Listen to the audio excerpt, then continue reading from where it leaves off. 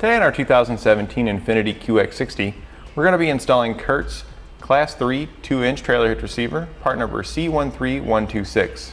Now this is what our hitch is going to look like when it's installed. As you can see, the cross tube's completely hidden, so you're only going to be able to see the receiver here at the end. It's going to be a Class 3 2-inch by 2-inch receiver, so it's going to be great for all of your towing needs.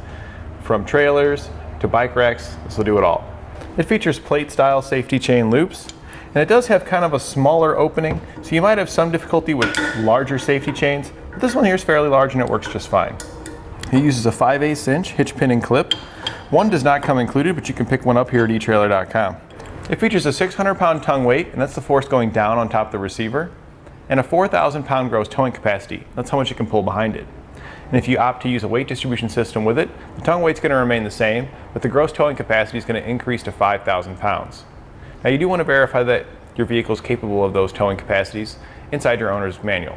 And now if you're comparing this to others on our website, such as the one from Drawtite, this one's going to have a much sleeker look. It's going to be completely hidden behind the bumper, and all you're going to see is your receiver here. The only drawback to this CURT over the Drawtite is that it does have significantly less towing capacities. Now I've got some measurements for you to help you when deciding on accessories. From the ground to the top inside edge of the receiving tube, it's going to measure about 14 inches. This is important when deciding if you need to drop or rise with your accessory. And from the center of the hitch pin hole to the edge of the rear bumper, it's going to measure about 6 inches. This is important to determine if any of your folding accessories can be placed in the upright position without contacting the bumper. Before you begin your installation, you're going to want to lower your spare tire.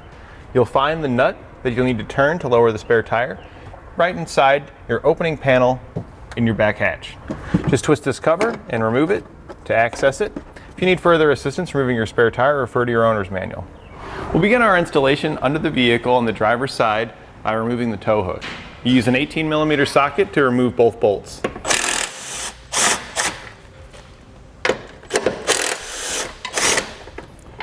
Then you remove the 2 bolts located on the side. You'll use the same socket to remove the bolts on the side as well. After you get your last bolt out, we'll set this aside as we're not going to be reinstalling it. Now we'll use some spray lubricant. We'll spray out our holes, and we're going to clean them out with a wire brush. You can pick one of these up here at etrailer.com.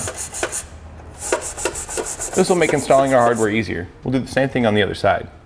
Now we'll remove the fascia brackets. We are going to be reinstalling them after we get our hitch up. Use a flat-bladed screwdriver to remove the pin located at the bottom. You'll pop that out. You can also use a trim panel remover tool to remove this as well. Once you've popped out the center, it just pulls out. Use a 12mm socket to remove this bracket. We'll do the same thing on the other side.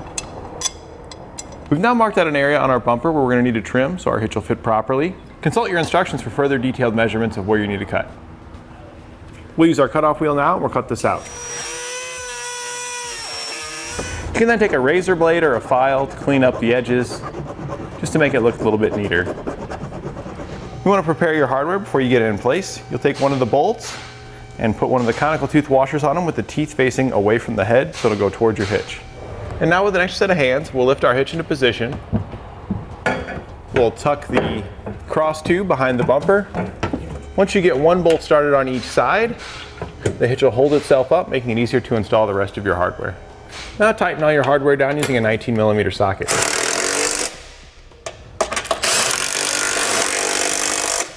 And torque all of your hardware to the specifications in your instructions. And now you can reinstall both your bumper brackets. And now reinstall your spare tire.